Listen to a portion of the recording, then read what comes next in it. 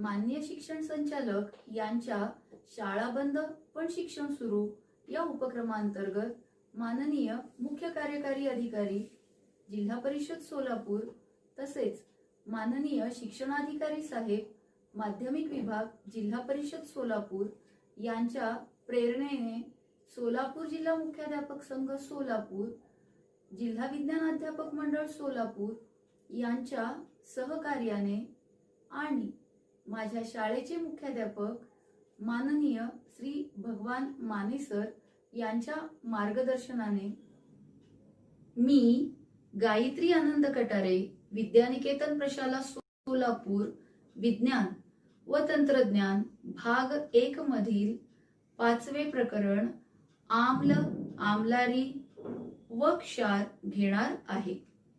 आज याचा चौथा शेवटचा भाग पाहू। तत्पूर्वी तिसऱ्या भागात जे झाले त्यावर एक दृष्टिक्षेप टाकू। मागील भागात आपण आम्ल व आम्लारींच्या एकूण 5 अभिक्रिया पाहिल्या।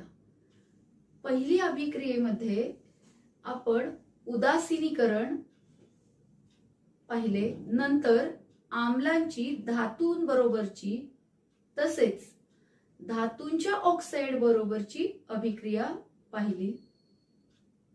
चौथी अभिक्रिया आम्लारींची अधातूंच्या ऑक्साईड बरोबरची पाहिली आणि 5वी आम्लांची धातूंच्या कार्बोनेट व बायकार्बोनेट क्षारासोबत। शेवटी क्षारांचे 3 प्रकार पाहिले, आम्लधर्मी, आम्लारी धर्मी आणि उदासीन क्षार। आज प्रथम स्फटिक जल म्हणजे काय ते पाहू। त्यासाठी एक कृती आहे पहा। एका परीक्षा नळीत थोडे मोरचुदाचे खडे घेऊन त्यामध्ये पाणी ओतले आणि हलवले तर काय दिसते पहा, मोरचूद पाण्यात विरघळते। दुसरा प्रश्न आहे, तयार झालेल्या द्रावणाचा रंग कोणता आहे? तर इथे निरीक्षण केले असता लक्षात येते की मोरचुदाच्या द्रावणाचा रंग निळा आहे। आता दुसऱ्या परीक्षा नळीत पुन्हा थोडे मोरचुदाचे खडे घेतले व बर्नरवर मंद तापवले असता काय दिसते? मोरचुदाच्या रंगात काय फरक पडतो? असे प्रश्न आहेत। तर तापवल्यामुळे मोरचुदाची स्फटिकी रचना मोडते, त्याचा निळा रंग निघून जातो व रंगहीन चूर्ण बनते। पुढचा प्रश्न आहे, परीक्षा नळीच्या वरच्या बाजूला काय दिसते? तर परीक्षा नळीच्या आतील वरच्या बाजूस पाण्याचे थेंब दिसतात पहा, कारण तापवल्यामुळे मोरचुदाची स्फटिकी संरचना मोडते व त्या स्फटिकी संरचनेतील पाण्याचे रेणू निघून जातात, त्यामुळे मोरचुदाच्या खड्यांचे रूपांतर चूर्ण मध्ये होते। या पांढऱ्या चूर्णात पाणी ओतल्यानंतर पहिल्या परीक्षा नळीतील द्रावणाच्या रंगाचेच म्हणजे निळ्या रंगाचेच द्रावण बनते आणि मोरचुदाचे द्रावण सुद्धा निळेच असते। म्हणजेच तापवल्यामुळे मोरचुदाच्या स्फटिकांमध्ये कोणताही रासायनिक बदल झालेला नाही, मात्र तापवल्यावर पाणी बाहेर पडते, स्फटिकी संरचना मोडते व स्फटिकांचा निळा रंग निघून जातो। हे सर्व भौतिक बदल आहेत। इथे मोरचूद म्हणजे कॉपर सल्फेट म्हणजेच CuSO4 मध्ये 5 स्फटिक जल म्हणजेच 5 पाण्याचे रेणू आहेत, ज्यामुळे त्या स्फटिकाला निळा रंग मिळतो आणि तापवल्यावर यातील पाण्याचे रेणू निघून जातात व रंगहीन कॉपर सल्फेटची चूर्ण राहते. हीच कृती फेरस सल्फेट, सोडियम कार्बोनेट म्हणजे धुण्याचा सोडा यांच्या बाबतीत केल्यास समीकरण. तर FeSO4 मध्ये 7 स्फटिक जल आहेत.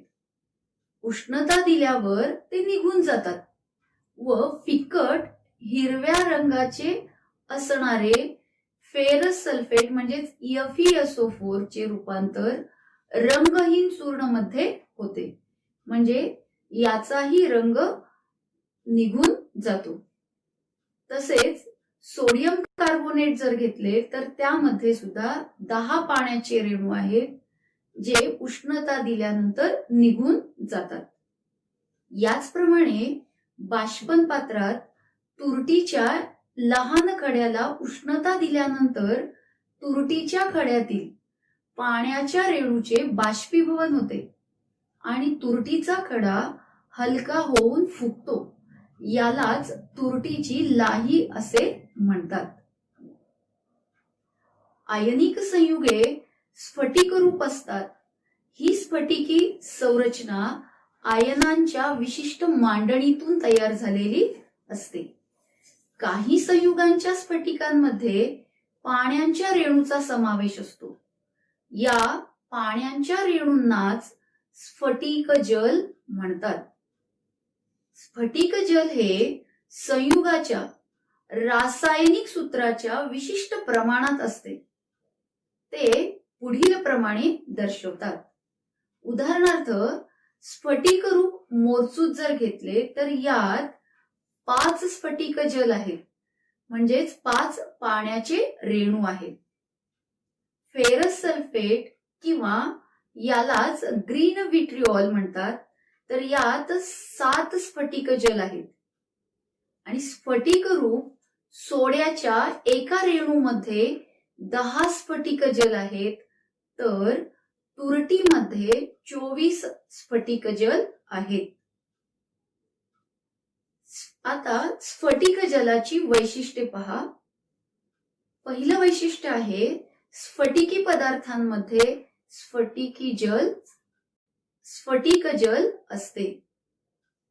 स्फटिक जलाचे पाण्याचे रेणू हे स्फटिकाच्या अंतर्गत मांडणीचा भाग असतात. आणि तिसरं वैशिष्ट्य आहे गरम केल्याने किंवा काही काळ ठेवल्यानंतर स्फटिक जल त्या स्फटिकातून बाहेर पडते व त्या भागाचे स्फटिक रूप नष्ट होते म्हणजेच ते चूर्ण रूपात राहते. आयनिक संयुगातील विद्युत वाहकता पाहू.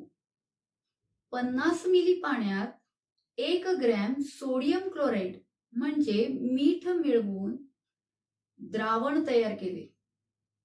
2 विद्युत तारा घेऊन एक 6 व्होल्ट बॅटरीच्या धन टोकाला जोडली तर दुसरी तार बॅटरीच्या ऋण टोकाला जोडताना मध्ये एक खटका व विजेचा दिवा बसवलेला धारक जोडला. दोन्ही तारांच्या मोकळ्या टोकांकडील 3 सेमी भागावरील रोधक आवरण काढून टाकले व चंचुपात्रातील द्रावणात उभी बुडविली. आता कळ म्हणजेच खटका चालू केल्यानंतर दिवा लागतो का याची नोंद दिलेल्या तक्त्यात करू. NaClच्या द्रावणात दिवा लागतो पहा. हीच कृती 1 ग्रॅम कॉपर सल्फेटचे द्रावण म्हणजेच CuSO4 साठी केली तर या द्रावणातही विद्युतधारा सोडली असता दिवा पेटतो. असेच 1 ग्रॅम ग्लुकोज आणि युरियाचे द्रावण घेतल्यास दिवा पेटत नाही तर विरल H2SO4 व विरल NaOH च्या द्रावणात दिवा पेटतो. जरा डोके चालवामध्ये प्रश्न आहेत पहा. चंचुपात्रात कोणकोणती द्रावणे असताना दिवा पेटतो? मीठ, कॉपर सल्फेट, विरल H2SO4 म्हणजे सल्फ्युरिक आम्ल व विरल सोडियम हायड्रॉक्साइड म्हणजे NaOH यांच्या द्रावणात दिवा पेटतो. तर ग्लुकोज आणि युरिया यांच्या द्रावणात दिवा पेटत नाही. दुसरा प्रश्न आहे, कोणकोणती द्रावणे विद्युत वाहक आहेत? उत्तर आहे, ज्या द्रावणांमध्ये दिवा पेटतो ती द्रावणे विद्युत वाहक आहेत. कारण कळ बंद केल्यावर या द्रावणामधून विद्युत प्रवाह वाहतो व दिवा पेटतो. म्हणजेच विद्युत परिपथ पूर्ण होते. म्हणून ही द्रावणे विद्युत वाहक आहेत. आता काही व्याख्या पाहू. विद्युत अग्र या ठिकाणी द्रावणात बुडविलेल्या कांड्या, तारा किंवा पट्ट्या यांना विद्युत अग्र म्हणतात. हे विद्युत अग्र सामान्यतः विद्युत वाहक स्थायूचे असतात. दुसरी व्याख्या आहे ऋणाग्र. जे विद्युत अग्र बॅटरीच्या ऋण टोकाला जोडलेले असते त्याला ऋणाग्र म्हणतात. आणि धनाग्र म्हणजे जे विद्युत अग्र बॅटरीच्या धन टोकाला जोडलेले असते. इथे आकृतीत हे ऋणाग्र आहे, तर धन टोकाला जोडलेले धनाग्र आहे पहा. तिसऱ्या पाठात धाराविद्युत मध्ये आपण पाहिले आहे पहा की विजेच्या तारेमधून वीज वाहून नेण्याचे काम इलेक्ट्रॉन करतात. म्हणजेच परिपथामध्ये इलेक्ट्रॉन ऋण टोकाकडून बाहेर पडून धन टोकातून बॅटरीत जातात. परिपथ पूर्ण म्हणजेच अखंडित असेल तर विद्युत दिवा पेटतो. आणि या ठिकाणी पहा धनाग्र व ऋणाग्र जोडलेले असतात. मात्र या ठिकाणी बॅटरीचे दोन टोक धनाग्र व ऋणाग्र हे प्रत्यक्षात एकमेकांना जोडलेले नाहीत. म्हणजेच परिपथ अपूर्ण आहे. मग तरीही काही द्रावणांमध्ये विद्युत अग्रे बुडवली असता विद्युत परिपथ पूर्ण का होते? तर आता केलेल्या कृतीमध्ये NaCl, CuSO4, H2SO4 व NaOH या संयुगांचे जलीय द्रावणात जवळजवळ पूर्णपणे विचरण होते. त्यामुळे यांच्या जलीय द्रावणात मोठ्या प्रमाणावर धन आयन व ऋण आयन असतात. द्रव अवस्थेतील कणांना गतिमानता असते. या गतिमानतेमुळे द्रावणातील धन आयन हे ऋणाग्राकडे तर ऋण आयन हे विरुद्ध विद्युत अग्र म्हणजे धनाग्राकडे आकर्षिले जातात. याचाच अर्थ ऋणाग्राकडून निघालेले इलेक्ट्रॉन धनाग्राकडे आकर्षिले जातात व आयनांच्या साहाय्याने विद्युत परिपथ पूर्ण होते की ज्यामुळे विद्युत दिवा पेटतो. या कृतीवरून आपल्या लक्षात येते की जसे स्थायू म्हणजेच विजेच्या तारेतून वीज वाहून नेण्याचे काम इलेक्ट्रॉन करतात, तसे द्रावण किंवा द्रवामधून वीज वाहून नेण्याचे काम हे आयन करत असतात. थोडक्यात आयनिक संयुगांच्या जलीय द्रावणात मोठ्या प्रमाणावर धन आयन व ऋण आयन असतात. हे आयन द्रावणातील विरुद्ध विद्युताग्रांकडे आकर्षिले जातात, ज्यामुळे दोन्ही अग्रे एकमेकांना जोडली जातात आणि परिपथ पूर्ण होऊन विद्युत दिवा पेटतो. अशा प्रकारे आयनिक संयुगांचे जलीय द्रावण हे द्रवरूप विद्युतवाहक असतात. जसे इलेक्ट्रॉन हे स्थायू रूपातील विद्युतवाहक आहेत. आयनिक संयुगांच्या जलीय द्रावणाच्या विद्युत वाहकतेचा उपयोग करून आपण द्रावणाचे विद्युत अपघटन करू शकतो. आता अपघटन म्हणजे काय ते पाहू. एखाद्या संयुगातील घटक वेगळे करणे म्हणजे अपघटन होय. उदाहरणार्थ, साखरेला उष्णता दिली असता त्यातील पाण्याचे रेणू निघून जातात व शेवटी काळा कार्बन शिल्लक राहतो, ज्याला आपण साखर करपली असे म्हणतो.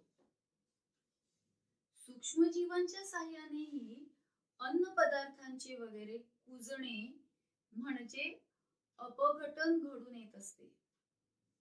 यामध्ये वेगवेगळे वायू बाहेर पडतात व कंपोस्ट खत तयार होते. अशा प्रकारे अपघटन म्हणजे संयुगातील घटक वेगळे करणे.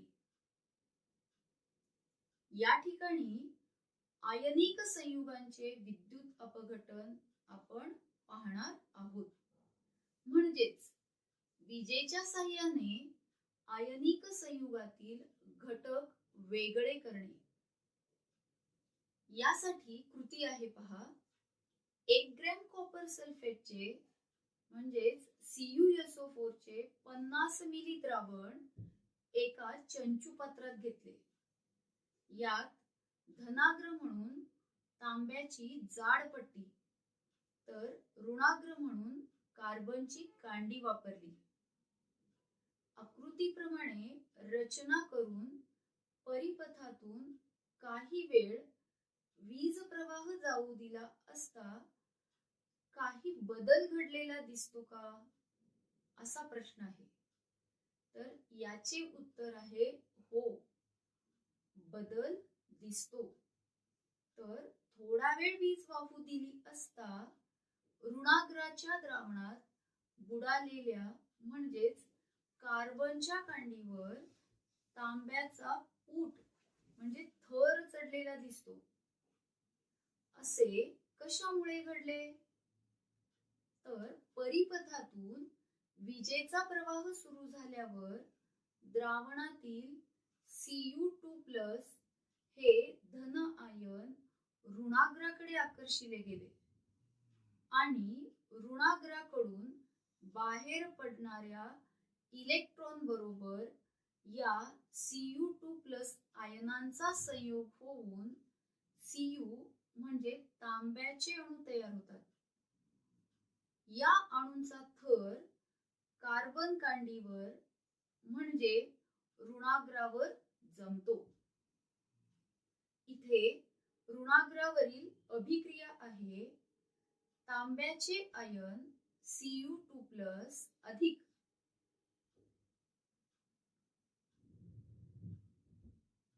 ऋणाग्राकडील इलेक्ट्रॉन आपल्याला मिळते Cu म्हणजे तांब्याचे अणू. अशा प्रकारे जलीय कॉपर सल्फेट मधील कॉपर म्हणजे तांबे हा घटक वेगळा होतो. हे वीज प्रवाहामुळे घडले म्हणून याला कॉपर सल्फेटचे विद्युत अपघटन म्हणतात. येथे कॉपर सल्फेटच्या द्रावणातील तांबे ऋणाग्रावर जमा होते व द्रावणातून वेगळे होते. तरीही कॉपर सल्फेटचा निळा रंग तसाच राहतो, तो बदलत नाही. कारण इथे धनाग्र हा तांब्याचा म्हणजेच तांब्याच्या अणूंनी बनलेला आहे. आणि विद्युत प्रवाहामुळे तांब्याच्या अणूंचे रूपांतर तांब्याच्या धन आयनात होते व इलेक्ट्रॉन वेगळे होतात आणि हेच इलेक्ट्रॉन विद्युत परिपथातून फिरतात. या ठिकाणी तयार झालेले तांब्याचे धन आयन द्रावणात उतरतात. त्यामुळे द्रावणामध्ये पुन्हा Cu2+ आयनांची संहती कायम राहते. म्हणून द्रावणाचा निळा रंग बदलत नाही. हे तांब्याचे धन आयन पुन्हा ऋणाग्राकडे आकर्षिले जातात व ऋणाग्रावर तांब्याचा थर जमा होतो. अशा प्रकारे कॉपर सल्फेटच्या द्रावणातील कॉपर म्हणजेच Cu विद्युतच्या साहाय्याने वेगळे होते, म्हणून याला विद्युत अपघटन म्हणतात. विद्युत अपघटनात दोन क्रिया असतात, ते म्हणजे धनाग्र अभिक्रिया व ऋणाग्र अभिक्रिया. त्या पुढील प्रमाणे लिहिता येतात. ऋणाग्रावर तांब्याचे आयन तेथील इलेक्ट्रॉनशी संयोग पावतात व तांब्याच्या अणूंचा थर जमा होतो. इथे तांब्याचे आयन जलीय द्रावणात असतात, म्हणून कंसात AQ म्हणजे जलीय असे लिहिले आहे पहा. तर तयार होणाऱ्या तांब्याजवळ कंसात S म्हणजे स्थायू लिहिले आहे. म्हणजेच स्थायूरूप तांबे ऋणाग्र कार्बन कांडीवर जमा होतो. तर धनाग्रावर तांब्याचे रूपांतर तांब्याच्या आयनात होत असताना तांबे इलेक्ट्रॉन गमावतो. जरा डोके चालवामध्ये प्रश्न आहे पहा. कृतीमधील विद्युत अपघटनी घटात जर बराच काळ वीज प्रवाहित केली तर धनाग्रामध्ये काय बदल दिसून येईल? तर याचं उत्तर आहे धनाग्र हा येथे बनलेला आहे आणि तांब्याच्या अणूचे सतत तांब्याच्या आयनात रूपांतर होत आहे या धनाग्राजवळ व ते द्रावणात मिसळत आहे. म्हणजेच धनाग्रातील तांब्याचे अणू कमी कमी होत आहेत. याचाच अर्थ बराच काळ जर वीज प्रवाहित केली तर धनाग्र म्हणून वापरलेली तांब्याची पट्टी आकाराने कमी कमी झालेली दिसते. दुसरा प्रश्न आहे, पाणी हे विजेचे सुवाहक असेल का? तर शुद्ध पाण्याचे अतिशय कमी प्रमाणात विचरण होते.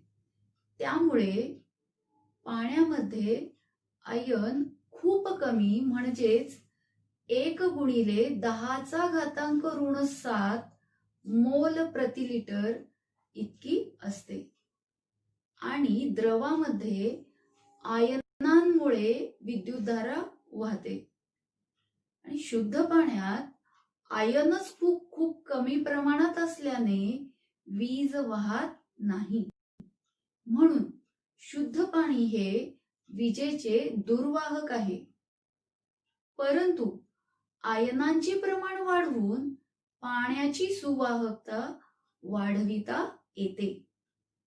त्यासाठी पाण्यात थोडे तीव्र आम्ल, आम्लारी किंवा आयनिक क्षार मिसळून आयनांची संख्या म्हणजेच विचरण वाढवता येते आणि अशा पाण्याची विद्युत वाहकता वाढते. त्यामुळे पाण्याचे हायड्रोजन व ऑक्सिजन मध्ये विद्युत अपघटन होते. नेहमी लक्षात ठेवा मध्ये विद्युत अपघटन होण्यासाठी द्रवात किंवा द्रावणात मोठ्या प्रमाणावर विचरण झालेले आयन असणे आवश्यक असते. आता तीव्र अपघटनी पदार्थ म्हणजे काय ते पहा. ज्या पदार्थांचे द्रावणात मोठ्या प्रमाणावर विचरण होते त्यांना तीव्र अपघटनी पदार्थ म्हणतात. क्षार, तीव्र आम्ले व तीव्र आम्लारी हे तीव्र विद्युत अपघटनी पदार्थ आहेत. त्यांच्या द्रावणांना उच्च विद्युत वाहकता असते. म्हणजेच तीव्र विद्युत अपघटनी पदार्थ द्रवरूपात व द्रावण अवस्थेत विजेचे सुवाहक असतात. तर सौम्य आम्ले व सौम्य आम्लारी हे सौम्य विद्युत अपघटनी पदार्थ आहेत. आता विद्युत अपघटनी घट म्हणजे काय ते पहा. तर विद्युत अपघटन करण्यासाठी पात्रामध्ये विद्युत अपघटनी पदार्थ द्रवरूपात किंवा द्रावण रूपात घेऊन त्यात विद्युत अगरे बुडवल्यावर जी रचना तयार होते त्यालाच आपण विद्युत अपघटनी घट म्हणतो. आता पाण्याचे विद्युत अपघटन पाहू. तर हे अपघटन होण्यासाठी पाण्यामध्ये आपण आयनिक क्षार मिसळणार आहोत. तर येथे एका चंचू पात्रामध्ये मिठाचे द्रावण घेतलेले आहे.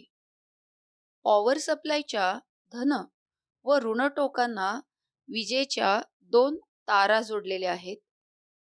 तारांच्या दुसऱ्या टोकाकडील 2 सेमी भागावरील रोधक आवरण काढून टाकलेले आहे.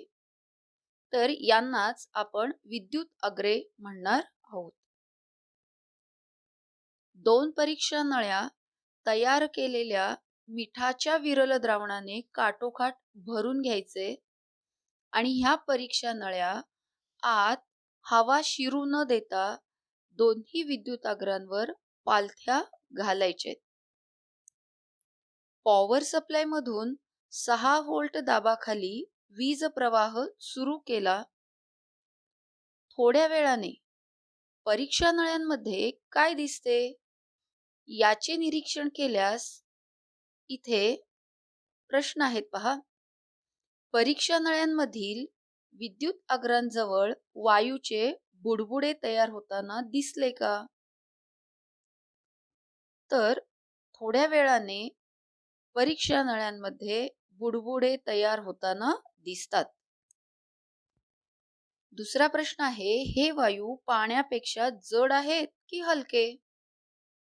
तर इथे निरीक्षण केल्यानंतर लक्षात येते की हे दोन्ही वायू पाण्याच्याही वरच्या पातळीला येऊन स्थिरावतात. म्हणजेच हे वायू पाण्यापेक्षा हलके आहेत. तिसरा प्रश्न आहे, दोन्ही परीक्षा नळ्यांमधील द्रावणावर जमलेल्या वायूंचे आकारमान समान आहे की वेगळे? हे सुद्धा आपण पाहू शकतो की त्यांचे आकारमान वेगळे आहेत. या कृतीमध्ये असे आढळते की ऋणाग्रापाशी तयार होणाऱ्या वायूचे आकारमान हे धनाग्रापाशी तयार होणाऱ्या वायूच्या दुप्पट आहे. वैज्ञानिकांनी हे दाखवून दिले आहे की ऋणाग्रापाशी हायड्रोजन वायू तयार होतो तर धनाग्रापाशी ऑक्सिजन वायू तयार होतो. यावरून स्पष्ट होते की पाण्याचे विद्युत अपघटन होऊन म्हणजेच त्यातील घटक वेगळे होऊन मुक्त होतात. संबंधित विद्युत अग्र अभिक्रिया पुढील प्रमाणे सांगता येईल. ऋणाग्रावरील अभिक्रिया पहा. 2 H2O म्हणजे पाण्याचे रेणू अधिक तिथे इलेक्ट्रॉन त्यांना मिळतात, 2 इलेक्ट्रॉन, आणि हायड्रोजन वायू तयार होतो त्या ठिकाणी. आणि याच वेळी उरलेले जे OH आहेत त्यांना इलेक्ट्रॉन मिळाल्यामुळे त्यांचे हायड्रॉक्सिल आयन तयार होतात. आणि धनाग्रावरील अभिक्रिया पहा, पाण्याचे रेणू आहेत त्याचं रूपांतर ऑक्सिजन वायूमध्ये होतं आणि उरलेले हायड्रोजनचे धन आयन तयार होतात व इलेक्ट्रॉन मुक्त होतात. इथे प्रश्न आहे पहा, दोन्ही परीक्षा नळ्यांमधील द्रावणाचे लिटमस कागदाने परीक्षण करा. काय दिसेल? तर येथे ऋणाग्रावर OH मायनस आयन तयार होतात. त्यामुळे तेथील द्रावणामध्ये लिटमस कागद निळा राहील आणि धनाग्रावर H प्लस आयन तयार होतात. त्यामुळे तेथील द्रावणात लिटमसचा रंग लाल होईल. शोध घ्यामध्ये प्रश्न आहेत पहा, विद्युत अपघटनी पदार्थांचे विविध उपयोग कोणते आहेत? आत्ताच पाहिल्याप्रमाणे एखाद्या संयुगातील घटकांचे विलगीकरण किंवा घटक वेगळे करणे म्हणजेच अपघटन करण्यासाठी आपल्याला यांचा उपयोग करता येतो. विद्युत विलेपन यामध्ये कमी अभिक्रियाशील पदार्थांवर जास्त अभिक्रियाशील पदार्थांचा थर अपघटनाच्या साहाय्याने आपल्याला देता येतो. यामध्ये उदाहरण सांगायचं झालं तर तांब्याच्या एखाद्या वस्तूवर चांदीचा मुलामा दिला जातो किंवा चांदीच्या एखाद्या वस्तूवर सोन्याचा मुलामा दिला जातो किंवा हल्ली रंगीत कुकर मध्ये विद्युत अपघटनी पदार्थांचा वापर आपण करतो. शेवटी या भागाचा सारांश पाहू. या भागात प्रथम स्फटिक जल म्हणजे काय व त्याची वैशिष्ट्ये पाहिली. नंतर आयनिक संयुगे ही विद्युत वाहक कशी आहेत ते पाहिले. त्यांच्यामध्ये आयनांचे विचरण होऊन वीज कशी वाहून नेली जाते ते सुद्धा पाहिले. शेवटी विद्युत अपघटन म्हणजे काय आणि पाण्याचे विद्युत अपघटन पाहिले.